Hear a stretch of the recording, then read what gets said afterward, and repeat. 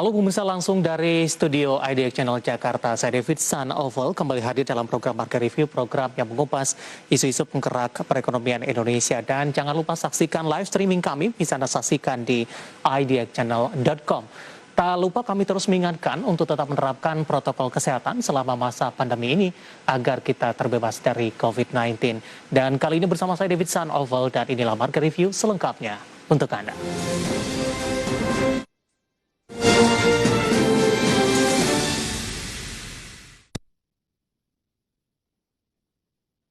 TBK atau Bank Banten terus berbenah dengan menyiapkan berbagai strategi dalam mengejar profit di tahun 2021. Bank Banten pun siap menerapkan kebijakan for grand strategy dan quick wins.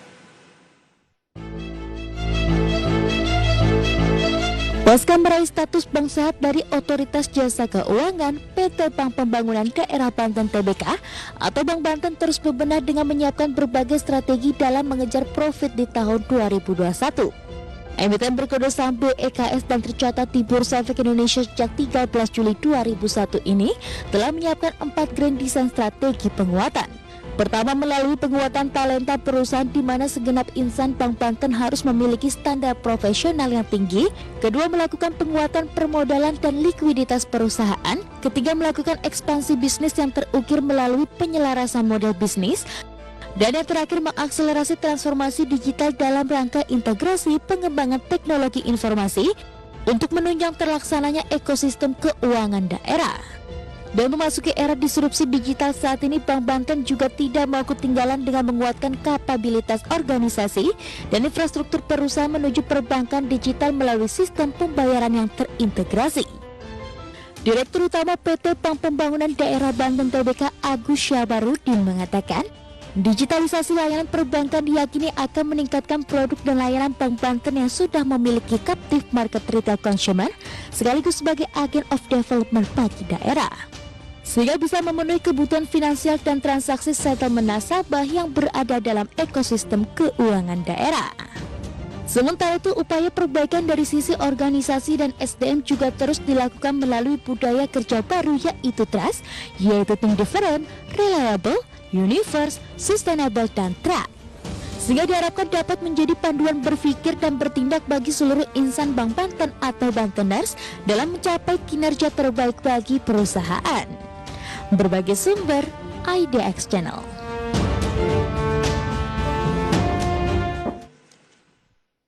Ya, pemirsa, di Market Review kali ini kita akan bahas topik yang menarik for grand strategy dan quick win Bank Banten atau 4 grand design strategi penguatan dari Bank Banten. Nah, untuk membahasnya saat ini kami sudah terhubung melalui via Zoom bersama dengan Direktur Utama PT Bank Pembangunan Daerah BPD Banten atau Bank Banten atau dengan kode saham BEKS dengan Bapak Agus Sabarudin. Kita akan langsung sapa saja. Pak Agus, selamat pagi, apa kabar Pak? Selamat pagi, kabar baik, semoga semua baik buat kita semua, salam sehat. Ya, terima kasih Pak Agus sudah meluangkan waktu di IDX Channel. Topik kita menarik ini Pak Agus, 4 grand design strategi penguatan dari Bank Banten dan juga dari beberapa aspek lainnya. Kita awali Pak Agus, pandemi COVID-19 telah mendorong pemanfaatan secara masif teknologi digital atau digitalisasi. Dan isu ini juga menjadi fokus dari para investor dan trader juga di pasar modal karena banyak dari perbankan yang menjalankan atau ada yang beralih ke sistem digital. Apakah hal serupa dilakukan juga oleh PT Bank Banten, Pak Agus? Ya, seperti kita ketahui bersama bahwa memang pengaruh COVID-19 ini hampir masuk ke semua sektor, ya, sehingga mau tidak mau kita juga harus bisa mengantisipasinya. Dan Bank Banten ya tentunya juga menyadari bahwa dukungan teknologi informasi inilah yang akan membantu kemudahan dalam melakukan transaksi. Ya, oleh karenanya Bank Banten memang punya kebijakan untuk terus mengupayakan transformasi digital. Ya, kami terus membenahi dari sisi penguatan infrastruktur layanan yang berbasis digital, elektronifikasi. Itu yang kami lakukan. Ya, apalagi sekarang ini juga kami menyadari bahwa Bank Banten ini adalah sebagai bank pembangunan daerah, ya, dan kemudian juga punya komitmen untuk mendukung pemerintah daerahnya dalam membangun Banten, ya. Maka dari itu kami juga masuk berupaya untuk mengembangkan upaya-upaya inklusi keuangan, ya. Dan kemudian juga peningkatan dari sisi bisnis UMKM-nya. Jadi kami sudah mempersiapkan bagaimana melakukan kolaborasi dengan fintech, gitu ya. Dan saat ini juga kebetulan kita sudah menyelesaikan proses lelang untuk menentukan vendor yang akan membantu kita dalam layanan digital ini. Seperti juga kita ketahui bahwa secara statistik bahwa penggunaan IT yang dilakukan oleh masyarakat Indonesia ini bukan main, ya, sangat besar sekali, ya. Dan kalau kita lihat, ya, hampir sekitar 56,10% ya dari total pengguna populasi yang ada di Indonesia ini ada di Pulau Jawa, ya, dan kemudian juga penggunaan internetnya juga itu cukup besar, dan apalagi juga dari sisi demografi, ya, bagaimana generasi Z ini juga bermain internet digital yang sangat tinggi sekali, dan itu merupakan potential market. Sehingga itu kami harus masuk ke sana. Pak Agus, sudah ada bayangan tidak Pak dari Bank Banten nanti pengembangan dari digitalisasi seperti apa? Layanan seperti apa yang akan dikembangkan nanti? Tentunya dalam hal ini lebih memudahkan kepada dari sisi nasabah. Ya, kami sekali lagi memposisikan diri sebagai Bank Pembangunan Daerah Banten, yang tentunya kami harus bisa memastikan bahwa pengembangan yang kami lakukan ini adalah seiring dengan upaya-upaya membangun Banten, ya, mempersiapkan bagaimana mesejahterakan Banten. Dan tentunya kami sebagai Bank Pembangunan Daerah, ya, di samping kami adalah sebagai profit center yang harus bisa memberikan peningkatan penerimaan asli daerahnya, ya, maka mau tidak mau kami juga harus masuk ke upaya-upaya pemberdayaan masyarakat, ya. Pemberdayaan masyarakat ini tentunya kegiatan yang juga diinginkan oleh pemerintah secara luas, ya, bagaimana inklusi keuangan ini bisa dilakukan. Jadi kami mengupayakan bagaimana ekosistem keuangan daerah yang berbasis layanan digital ini, ya, itu bisa dijadikan sebagai upaya kita untuk menjadikan Bank Banten ini sebagai lokomotif penggerak pertumbuhan ekonomi di daerah, ya. Kira-kira begitu. Baik, Pak Agus, apakah digitalisasi ini masuk ke dalam 4 Grand Design strategi penguatan Bank Banten, Pak? Ya, betul.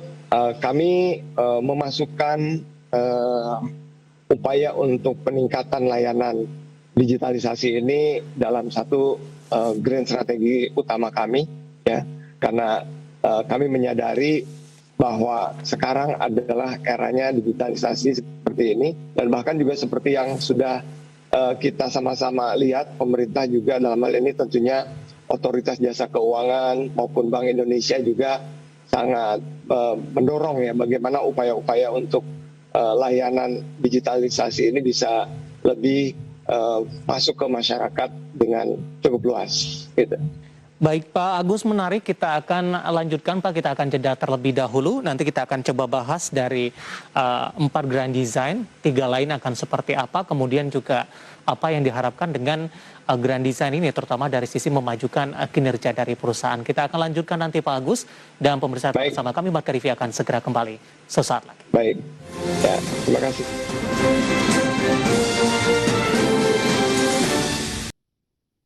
Ya, pemirsa masih di Market Review dan kita masih berbincang bersama dengan Bapak Agus Syabarudin, Direktur Utama PT Bank Pembangunan Daerah BPD Banten atau Bank Banten atau dengan kode saham BEX.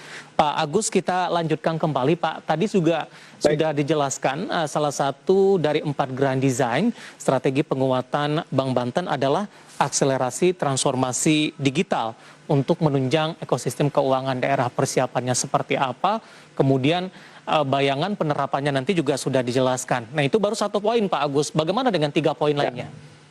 Ya, ini memang punya 4 grand strategi yang kami prioritaskan untuk bagaimana membawa Bank Banten ini go to the moon, bahkan beyond than that, we go to the Pluto if possible, gitu kan. Nah, jadi 4 grand strategi ini kami beri nama strategic turnaround. Yang pertama, ya bagaimana kita memastikan bahwa pengembangan modal insani ini bisa berjalan dengan baik. Jadi kami berorientasi bahwa people ya ini harus betul-betul memiliki satu kejelasan KPI, kemudian juga kami terus melakukan perbaikan dari sisi restruktur organisasi, pemberian penghargaan berdasarkan pencapaian, dan juga memperkenalkan budaya perusahaan baru, trust gitu. Nah, juga setelah people ya kami juga terus mengupayakan bagaimana penguatan modal dan likuiditas ya. Jadi kami terus memperkuat dukungan dari pemerintah dan juga para investor dalam hal ini baik publik maupun perusahaan untuk bisa terus mendukung kami.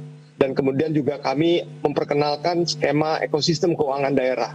Ya, ekosistem keuangan daerah ini seperti yang mungkin semua sudah tahu bahwa Banten ini sangat potensial sekali. Di sebelah utaranya itu adalah industri, kemudian di selatannya itu adalah pertanian dan pariwisata, dan potensinya sangat besar sekali untuk terus dikembangkan. Kemudian juga kami terus berupaya bagaimana pemenuhan modal inti BPD pada tahun 2024 itu sesuai PJK 12 ya tahun 2020 untuk mencapai 3 triliun ya di tahun 2024. Dan kemudian juga strategi yang ketiga itu adalah bagaimana penyelarasan model bisnis kami. Captive market kami adalah ASN, pensiunan, UMKM, ya, BPM juga termasuk. Ya, upaya-upaya kami juga terus mengembangkan pembiayaan yang berbasis sindikasi, ya, kerjasama untuk bisa memastikan bahwa kegiatan kredit yang produktif juga jalan di samping yang consumer tadi. Nah, jadi 4 grand strategi yang tadi itu ya kami harapkan berjalannya secara simultan ya seiring dengan upaya kami untuk mengakselerasi bagaimana di tahun 2021 ini bisa segera mencapai laba gitu. Baik, Pak Agus, baik sebagai PT Bank Pembangunan Daerah atau PPD Banten atau Bank Banten, apakah ini juga cukup diuntungkan tidak Pak dengan Bank Pembangunan Daerah kemudian berada di daerah sendiri dari sisi kepercayaan sehingga program-program yang dijalankan ini akan lebih cepat pelaksanaannya dari perkiraan sebelumnya? Ya, sebelum saya ke Bank Banten, saya juga punya pengalaman di bank sebelumnya sebagai dirut juga di Bank Pembangunan Daerah Kalimantan Selatan ya. Dari pengalaman itu tentunya memang dukungan dari pemerintah daerah menjadi hal yang sangat positif sekali untuk bisa membantu akselerasi pertumbuhan. Namun demikian keistimewaan dari BEX ini atau Bank Banten ini, di samping kami dapat dukungan saat ini dari pemerintah provinsi, dan mudah-mudahan tidak lama lagi kami juga sudah melakukan roadshow kepada 8 kabupaten kota yang ada di Banten ya, itu juga bersiap-siap juga untuk segera membangun Bank Banten ini sebagai bank yang memang harus lebih besar lagi karena dari sisi kepemilikan modalnya jadi Bank Banten ini 78% ya dimiliki oleh pemerintah daerah dan kemudian 22% publik ya, sedangkan kalau di bank sebelum Provinsi Banten itu berpisah dari Provinsi Jawa Barat itu kan sekitar 13% ada di BJB ya. Nah, oleh karenanya komitmen dari pemerintah provinsi maupun kabupaten kota itu sudah sangat besar sekali untuk bisa mendukung Bank Banten ini menjadi lebih besar lagi dan menjadi kebanggaan dari Provinsi Banten. Karena kemarin juga sudah dilakukan komitmen dari Persatuan Orang Banten ya terhadap Bank Banten ini, bagaimana Bank Banten ini harus bisa menjadi tuan rumah di negerinya sendiri dan kemudian juga bisa terus membantu pengembangan ekonomi yang ada di Provinsi Banten. Begitu. Ya, dalam hal ini nasabah PNS, ASN akan menjadi fokus utama Bank Banten atau tetap menjadi fokus utama atau ada peningkatan dari sisi persentase dari berbagai kalangan lainnya tidak Pak Agus? Ya, jadi sekali lagi bahwa kami ibaratnya punya satu captive market ya. Captive market ini akan kami jaga dengan sebaik-baiknya ya. Kita punya sangat besar sekali sekitar 70.000 PNS ya yang ada di kita, dan itu kita akan jaga dengan sebaik-baiknya. Kita akan terus tingkatkan layanannya. Kita terus akan kembangkan lagi turunan dari layanan yang akan kita berikan kepada mereka, sehingga akhirnya bisa membangun sebuah ekosistem ya, dan dengan seperti ini tentunya captive income sudah ada, tinggal bagaimana kita terus mengembangkan upside income-nya ya. Upside income-nya itu tentunya bisa kita nanti bekerja sama dengan fintech dan kemudian juga terus mengembangkan bagaimana kami ini terus bisa menyasar generasi yang akan datang ya, untuk bisa masuk atau berbank dengan Bank Banten gitu, kira-kira begitu. Baik, artinya ini captive market dari ASN atau PNS merupakan salah satu kekuatan atau modal dasar bagi Bank Banten, dan tinggal memaksimalkan untuk dari sisi luar lainnya begitu. Nah, untuk memaksimalkan ini kabarnya Bank Banten juga all out nih tampaknya Pak Agus, membuka opsi turunan produk. Tadi juga sempat Anda singgung, layanan terintegrasi dengan e-commerce. Untuk dari sisi nasabah yang disasar dalam hal ini seperti apa Pak? Ya, jadi memang kami all out untuk bisa menggrab dari captive market kita ini ya, dan kemudian juga yang kita sasar itu sebetulnya bagaimana kita bisa mengoptimalkan semua elemen yang ada di Banten ya. Tapi juga perlu dicatat bahwa BEX ini punya cabang bukan cuma di Provinsi Banten. Kita ada di Sumatera, kemudian ada di Sulawesi, dan di Bali, ya, di Denpasar. Samping Pulau Jawa kita sudah punya cabang-cabangnya seperti di Bandung, Jogja, Solo, dan sampai Surabaya. Ya. Nah, kami memfokuskan bagaimana potensi dari ASN yang ada di Banten ini sebagai captive market kita, tapi nanti peran kami akan terus kami kembangkan bahwa Bank Banten ini sebagai agent of development. Nah, agent of development ini bisa saja nanti di Provinsi Banten kita optimalkan, kemudian cabang-cabang kami yang ada di daerah lain, ya itu juga akan berupaya bersama-sama dengan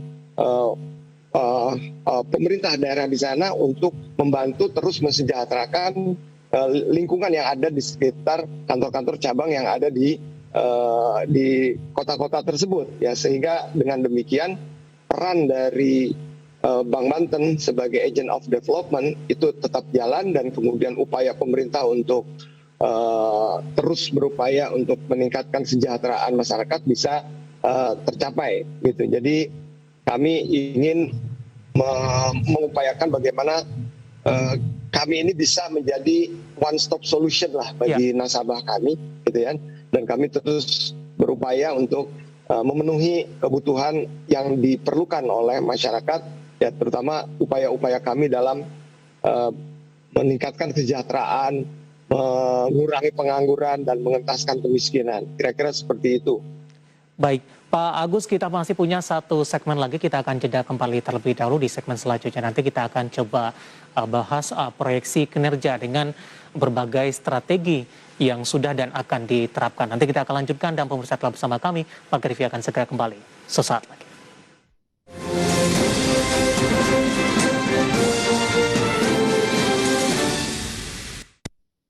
Terima kasih untuk Anda yang masih bergabung bersama kami di Market Review. Pak Agus, kita lanjutkan kembali. Pak Agus, di tengah pandemi COVID-19 ini sangat berdampak kepada hampir seluruh sektor, termasuk juga dari perbankan. Seperti apa yang terjadi di Bank Pembangunan Daerah atau BPD Banten, Pak? Ya, jadi kami juga merasakan hal itu, dan kemudian juga kami sudah mengikuti bagaimana arahan dari Otoritas Jasa Keuangan melakukan relaksasi ya terhadap yang terdampak COVID ini.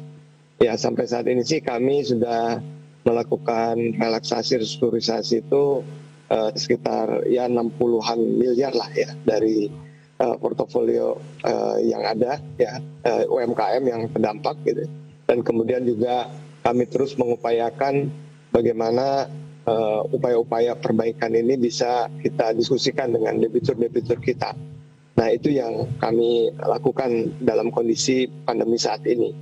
Dan alhamdulillah kelihatannya sudah semakin membaik ya, sudah makin baik, dan terbukti dari ternyata kami ini jika dibandingkan triwulan 2 dengan posisi Agustus ya, itu cukup bagus juga dari fee based income misalnya, pendapatan kami ya dari triwulan 2 itu Maret sekitar 4 miliar ya, tapi kemudian di Agustus ini sudah mencapai sekitar 18-an miliar, artinya cukup besar juga ya, sekitar 299,71% peningkatannya. Kemudian juga pendapatan dari bunga ya, pendapatan dari bunga kami jika dibandingkan dengan triwulan 2 itu sekitar 64 miliar ya.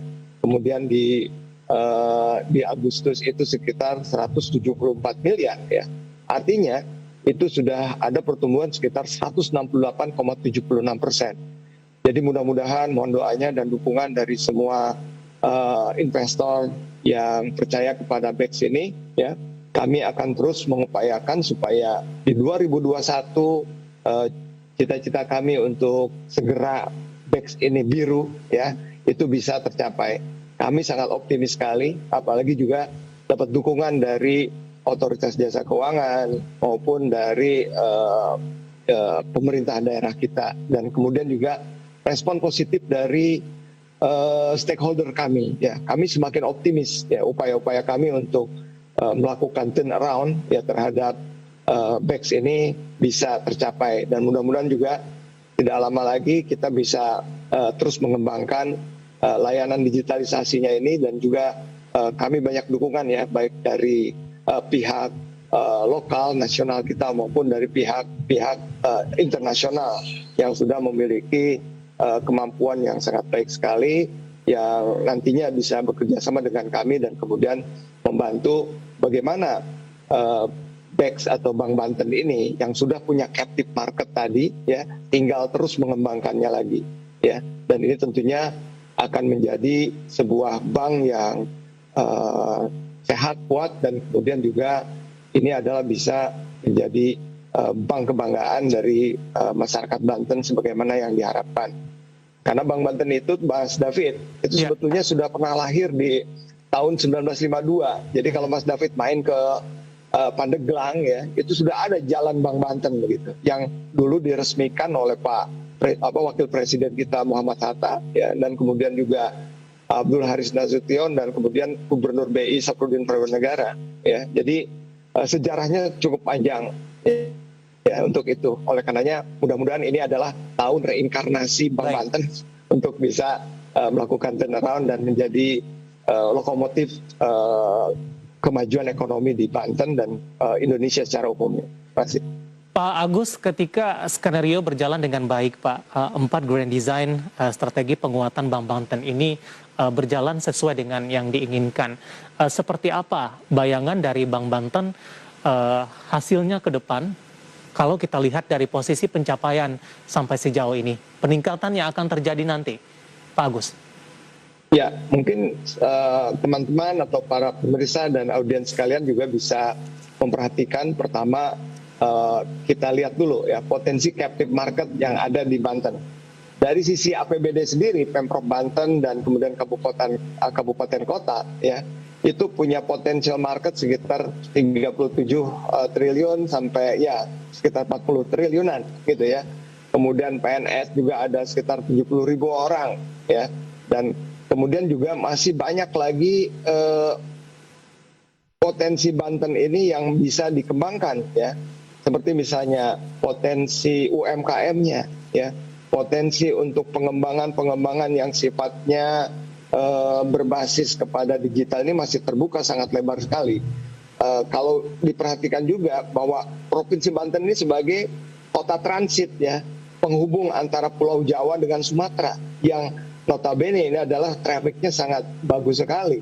Artinya jika kami sudah bisa menjahit, melakukan sinergitas ekosistem yang terjadi di Provinsi Banten ini merupakan suatu potensi yang sangat besar sekali. Jadi kami bukan cuma